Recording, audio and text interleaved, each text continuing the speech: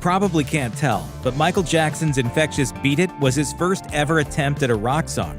But the King of Pop's Ode to Street Life might have never charted at #1 on the Billboard Hot 100 if it wasn't for the memorable work of hard rock guitarist Eddie Van Halen.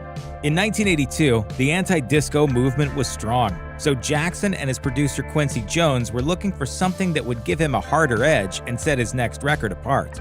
Jones tasked him with penning a rock song in the mold of the Knack's mega-hit My Sharona for his upcoming album Thriller. Who might you enlist if you're a legendary pop superstar dipping your toe into the rock genre? For Michael Jackson, it was none other than legendary guitarist Eddie Van Halen. Wow, Van Halen, who else? Eddie Van Halen's iconic guitar riff is now known as the centerpiece of Beat It, but when Quincy Jones approached Van Halen to record the track, he thought it was a joke. According to Stereo Gum, Eddie Van Halen reportedly hung up on and cursed at Quincy Jones 4 times before realizing it wasn't a prank call. While Eddie Van Halen usually avoided taking any side gigs while working with his band Van Halen, he agreed to the collaboration, but he had 2 rules. Van Halen wouldn't be credited, and Jackson wouldn't tell the rest of his bandmates. As Thriller and its hit Beat It climbed the charts, Eddie Van Halen was shocked to see it outpace his band's own album 1984. Van Halen later told CNN in 2012, "I said to myself, who is going to know that I played on this kid's record, right? Nobody's going to find out." Wrong. Big time wrong. It ended up being Record of the Year. Then, Eddie Van Halen found himself perusing a Tower record store in Sherman Oaks, Los Angeles when Beat It came on over the stereo.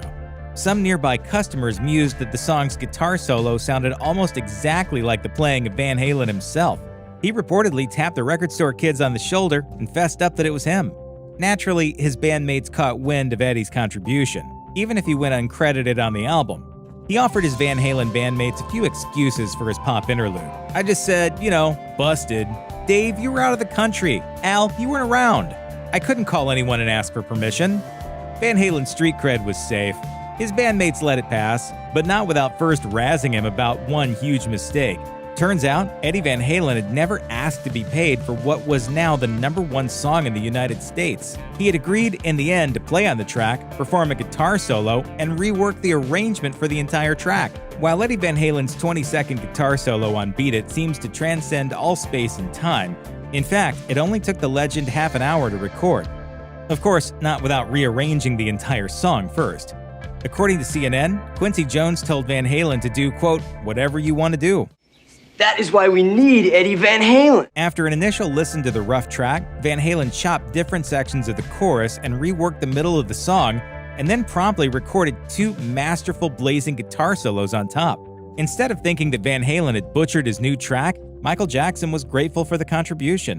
Van Halen recalled to CNN that Jackson told him he made the song that much better. Michael came in and I said, "Oh, I hope you don't mind, I changed your song."